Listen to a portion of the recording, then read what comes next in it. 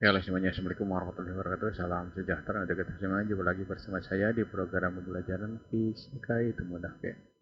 Kali ini kita akan melanjutkan pembahasan tentang gerak melingkar. Nah, dan sub pembahasan yaitu latihan satu gerak melingkar. Nah, di sini kita akan membahas soal-soal yang berhubungan dengan gerak melingkar dari awal sampai akhir dan aplikasinya ke dalam kehidupan sehari-hari. Oke. Lanjut ke pembahasan nomor satu ya.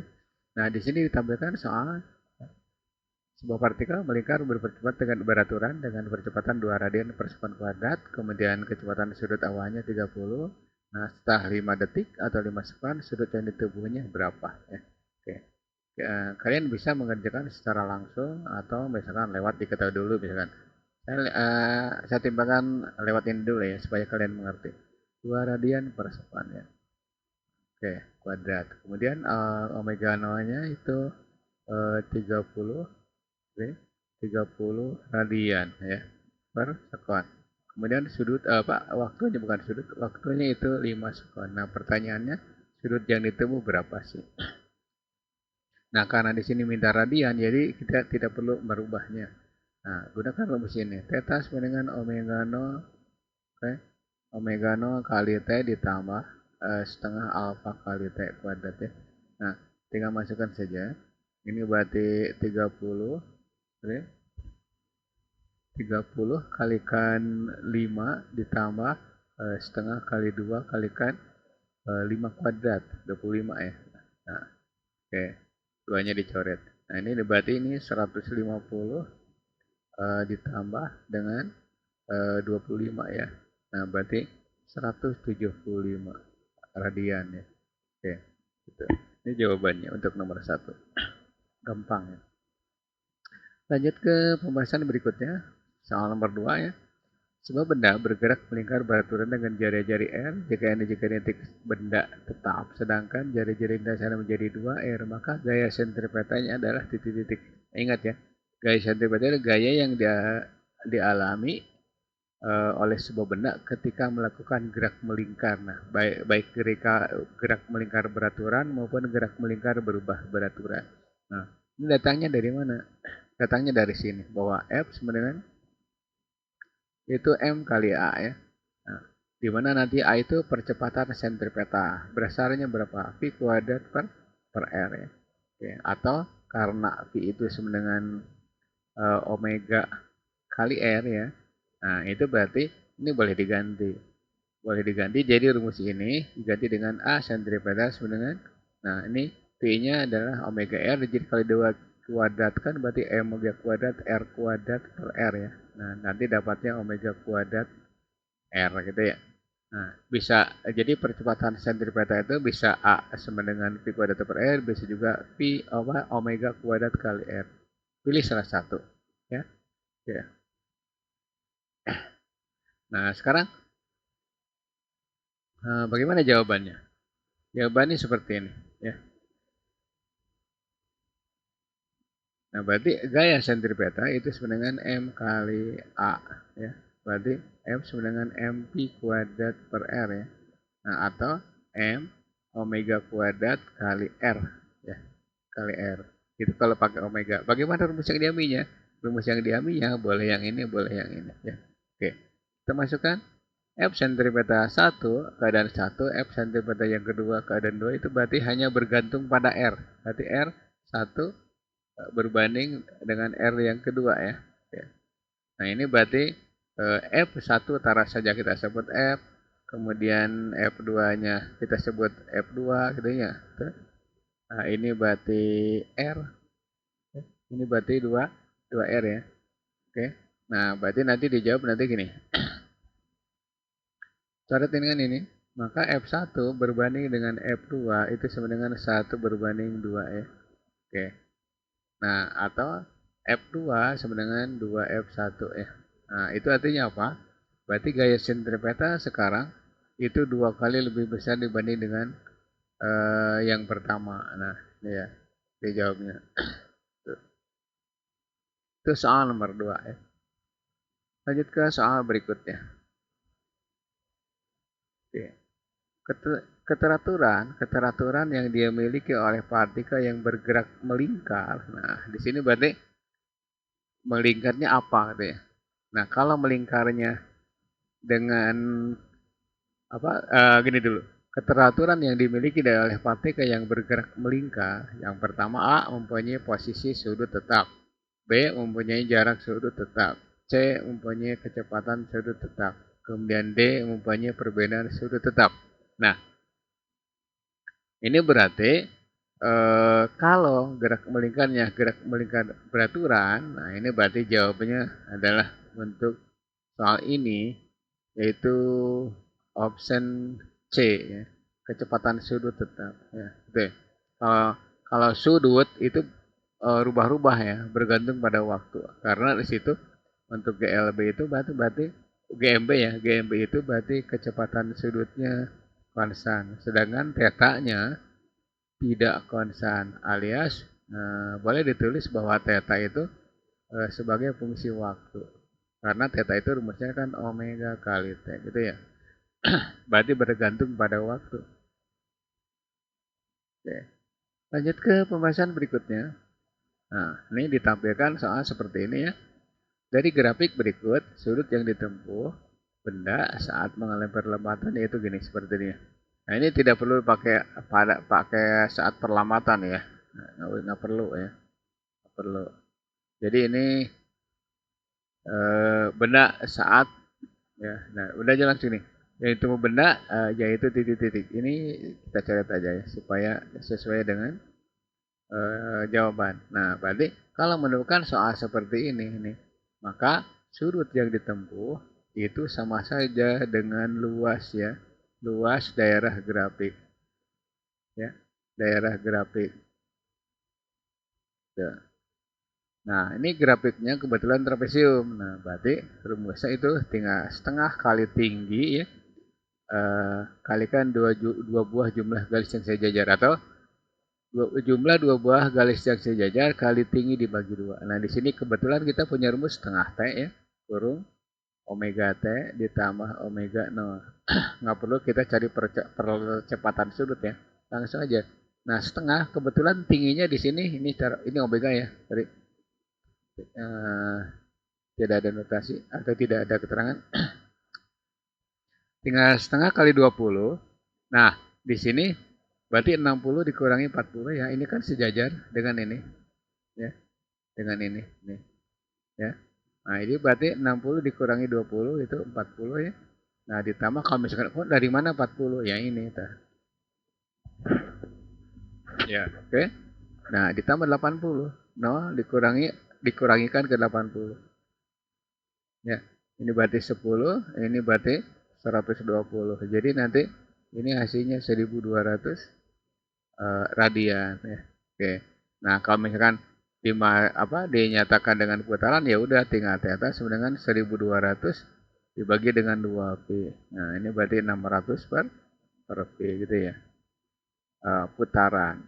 Nah, itu kalau mau dinyatakan dengan putaran. Tapi di sini kan mintanya radian. Oke, itu soal nomor 4 ya. Nah, sekarang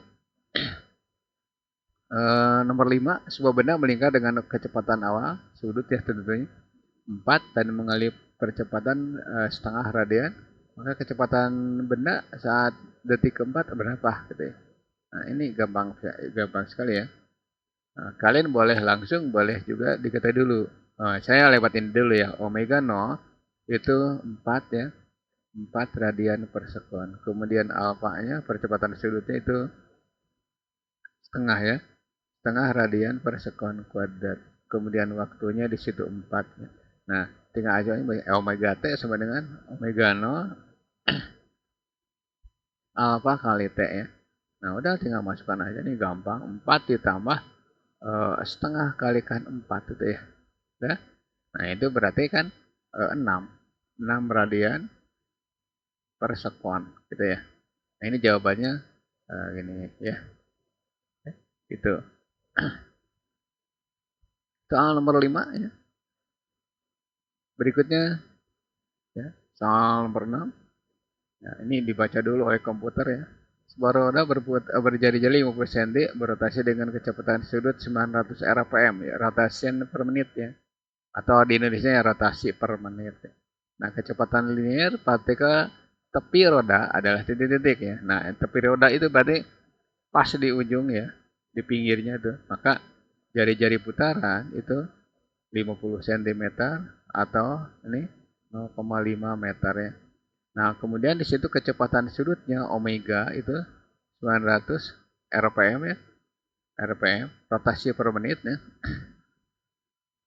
Nah, ini berarti diganti dulu 900 kalikan 2P dibagi dengan 60 ya, karena per menit ya.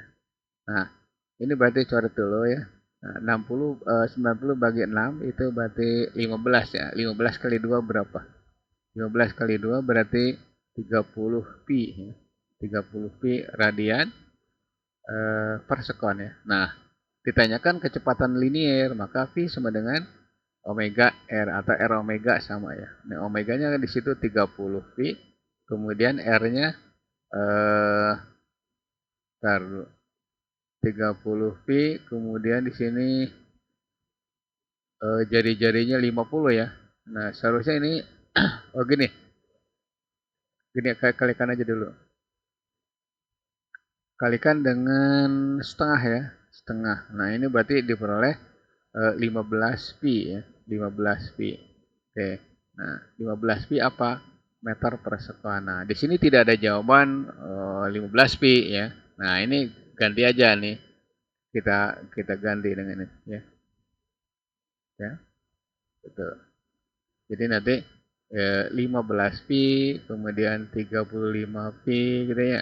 Nah, yang penting jawaban kita benar ya. Option nanti belakangan ya. Gitu. Jadi untuk soal ini walaupun beli ganda karena dirubah ya udah jawabannya 15 pi. Udah. Gitu. Itu soal nomor 6 ya. Ini ada kekurangan karena di komputer susah metapnya ya. Lanjut ke pembahasan berikutnya. Soal nomor 7. Mula-mula roda sebuah kendaraan bermotor tentunya berputar dengan kecepatan sudut 10 radian per sekon. Setelah melakukan putaran 40 radian, roda tersebut berhenti. Perlambatan yang dialami roda tersebut berapa? Oke. Nah, nanti di sini ada omega 0 itu 10 radian ya. Radian per sekon, kemudian tetanya di situ 40 ya. Nah, di sini tidak ada waktu ya, tidak ada waktu, maka gunakan rumus yang tidak ada waktunya. Karena ditanyakan alfa itu ya, maka gunakan omega t kuadrat sama dengan omega 0 kuadrat ditambah 2 alfa kali theta ya. Nah, berhenti. Nah, kalau berhenti berarti kecepatan akhirnya itu 0. Berarti ya udah 0 ya. Kemudian ini 10 kuadrat ya, ditambah 2 kali 40 ya. 2 kali 40. Nah, ini berarti 80 ya. Pindah ya, langsung aja. Pindah minus 100 ya. Oke. Ini alfa ya. Berarti alfa itu sebenarnya minus 10 per 8 ya. Karena 100 dibagi 80 kan. Nah, ini berarti 1,25 ya. Benar nggak? Ya. 1,25 ya. Bentar. Ya, benar ya. Nah, ini tidak ada jawaban yang benar ya. Ya udah, kita ganti aja yang ini. 1,25 ya. Ganti 1,25 apa? Radian per sekon kuadrat itu ya. Maaf tuh ada kesalahan dalam mengetiknya. Ya. Lanjut ke soal berikutnya. Soal nomor 8. Di antara ketentuan berikut, yaitu kecepatan sudutnya tetap, kecepatan linearnya berubah. Ya. Kemudian duanya kecepatan sudut dan kecepatan linearnya tetap. 3 ya, kecepatan sudut berubah, kecepatan linear tetap. Pada gerak melingkar beraturan berlaku ketentuan berikutnya. Oke, untuk gerak melingkar beraturan, ya, untuk gerak melingkar beraturan berarti di sini berlaku bahwa omega itu sama dengan kosan. Ya. Nah, Karena omega konstan berarti pi yang rumusnya omega kali R jelas.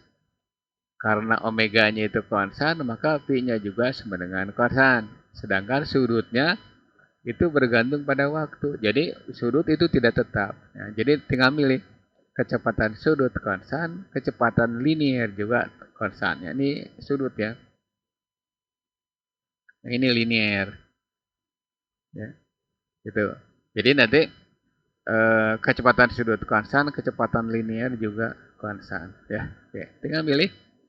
Nah, di sini option 1 sudutnya kecepatan sudutnya tetap, kecepatan linearnya berubah. Itu tidak ada hubungan ya. Nah, kemudian 2 kecepatan sudut dan kecepatan linearnya tetap. Oke. Nah, itu berarti yang benar yaitu 2 ya.